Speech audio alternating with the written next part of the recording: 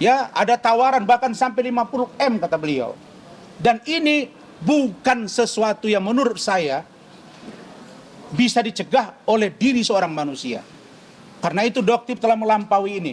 Saya berharap sekali lagi TPPU-nya kejar, kembalikan uang rakyat, kemudian agar disita akunnya dan mohon dikembangkan pemeriksaannya.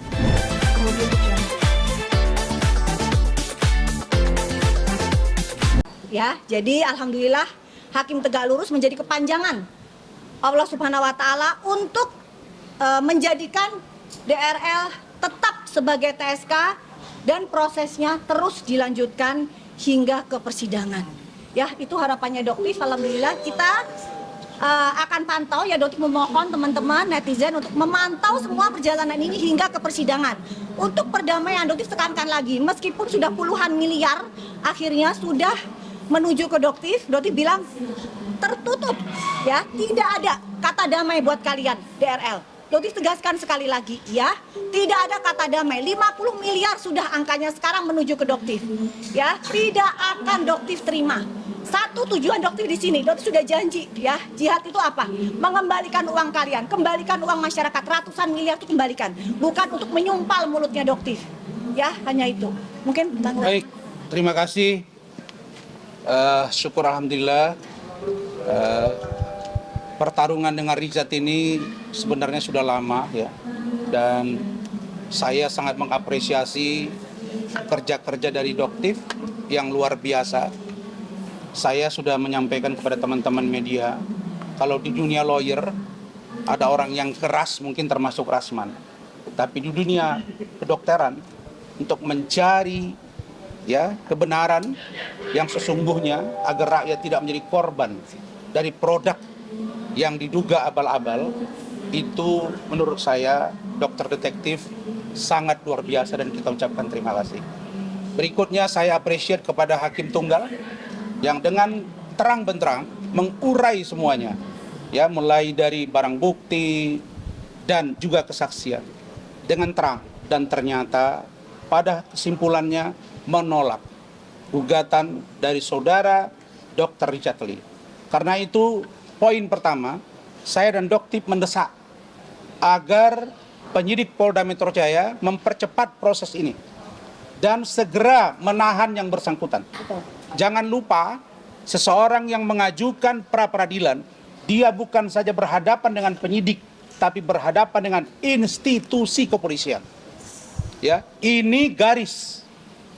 Yang kedua, tidak ada relevansi lagi jika ada bahasa-bahasa yang mengatakan ini bisa P19 mati. Karena ini sudah diuji di peradilan pada proses penetapan tersangka, maka ketika semua dokumen yang diperlukan diserahkan kepada kejaksaan, maka tidak beralasan menurut hukum bagi kejaksaan untuk mengembalikan berkas dimaksud. Karena itu segera lakukan pelimpahan oleh Kepolisian Polda Metro Jaya dalam ini Ditkrimsus untuk bisa segera diperiksa di P21 oleh kejaksaan guna dilakukan persidangan.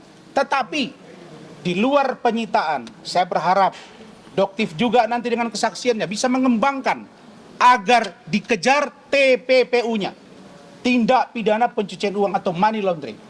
Uang yang digunakan dari produk yang dijual dimaksud kemana saja, harus kembalikan kepada rakyat. Tidak mudah seseorang tidak tergoyah dengan uang. Saya luar biasa menghargai Doktif. Ya, ada tawaran bahkan sampai 50 M kata beliau. Dan ini bukan sesuatu yang menurut saya bisa dicegah oleh diri seorang manusia. Karena itu Doktif telah melampaui ini.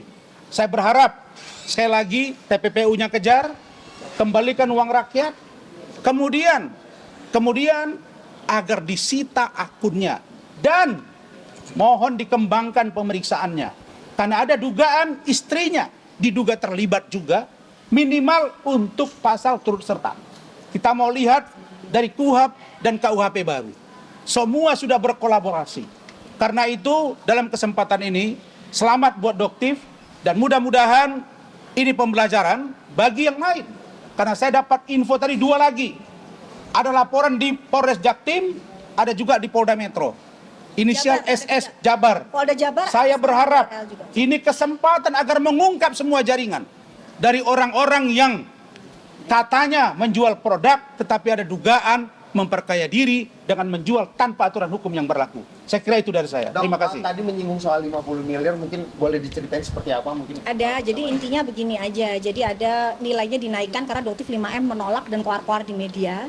Jadi ada penawarannya naik ke angka kurang lebih di angka 50 miliar. Tapi Doktif tegaskan, berapapun itu tidak akan bisa mengganti kerugian masyarakat. Tujuannya Doktif di sini mengganti uang masyarakat. Jika kerugian masyarakat 200 miliar dan yang diberikan hanya 50 miliar, 150 miliar itu Doktif cari dari mana? Ya, seperti itu. Masa Doktif yang kerja untuk mengembalikan uang masyarakat gitu. Jadi kembalikan sesuai dengan apa yang sudah kamu ambil gitu. Ya, jadi apa yang kamu ambil ya kembalikan ke masyarakat. Jika kamu tidak mampu ya masuk sel, semudah itu. Dok, hanya itu aja. Yang menawarkan dari mana, Dok? Ada Doktif nggak bisa sebutin ya karena memang orangnya nggak mau disebut. Melalui chat atau telepon? Nggak melalui telepon langsung orangnya langsung. Berapa kali dok itu? Dan menghubungi juga langsung, bertemu juga langsung ada. Berapa kali nawarin? 3 kali. Pengacara atau dari? Ada, nggak bisa disebutin. Yang penting emang itu A1 banget sudah. Yang ke saya juga ada. Nah, ke beliau juga ada, sudah Dan ya. saya nggak mau sebut namanya, tetapi ada. Disitulah saya makin yakin sebegitunya mereka menghubungi saya untuk mendekati Doktif. Artinya something wrong di produk ini, kira-kira begitu. Dok, tadi juga dokter sempat bilang akan ada nazar sujud. Nah itu memang sudah memang dari awal. Itu salah satu nazarnya Doktif, setiap Doktif merasakan. Jadi gini, sama seperti kasus dulu di Sahrul Isazega juga ya, yang di Malang Doktif juga melakukan sujud syukur. Kenapa? Karena tekanannya luar biasa. Jadi buzzer-buzzernya dia itu luar biasa menekan Doktif, mentalnya keluarganya Doktif semua diserang. Dan saat ini pun saudara DR pun melakukan hal yang sama. Jadi dia bersama babunya si Hans itu ya, jadi melakukan hal yang sama, menyerang Doktif, harga dirinya, keluarganya Doktif semuanya diserang. Dan itu pun cukup membuat Doktif merasa sangat-sangat kecewa ya, cukup sedih. Tapi Doktif cuma bisa curhatnya cuma nanya, ya Allah, jika salah satu Doktif akan sujud syukur bahwa kekuatan paling besar itu hanya milik Allah. Doktif bukan siapa-siapa.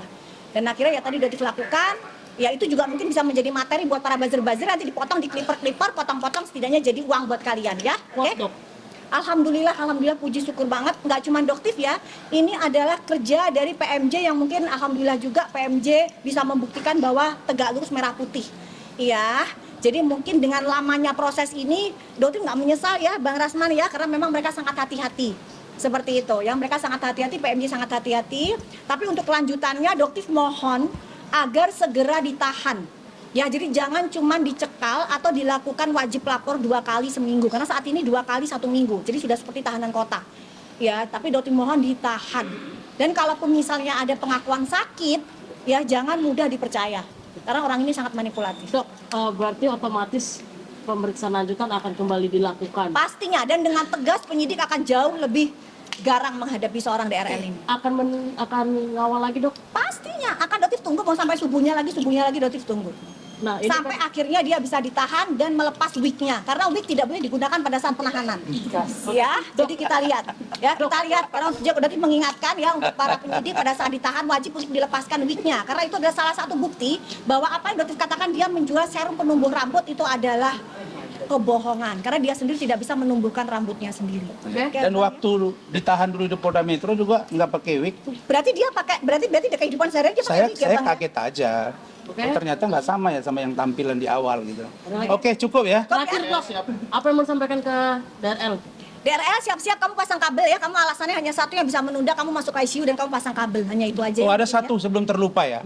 Ada kami lihat strategi, ini dugaan ya. Ketika diperiksa, maka nanti tiba-tiba nanti sakit. Betul. Kami berharap kalau ada yang sakit itu tolong bawa second opinion ke Rumah Sakit Kramat Jati. Betul. Bila perlu kita siapin dokternya untuk memastikan dia sakit, ini dokter juga.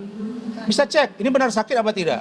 Dan yang terakhir, saudara-saudara Pak Kapolda Metro, ini adalah perlawanan konstitusional dan institusi oleh Richard Lee terhadap lembaga Anda. Ya. Jadi ambil upaya hukum, tahan yang bersangkutan, apalagi pasalnya di atas 5 tahun. Cukup. Thank you. Terima kasih.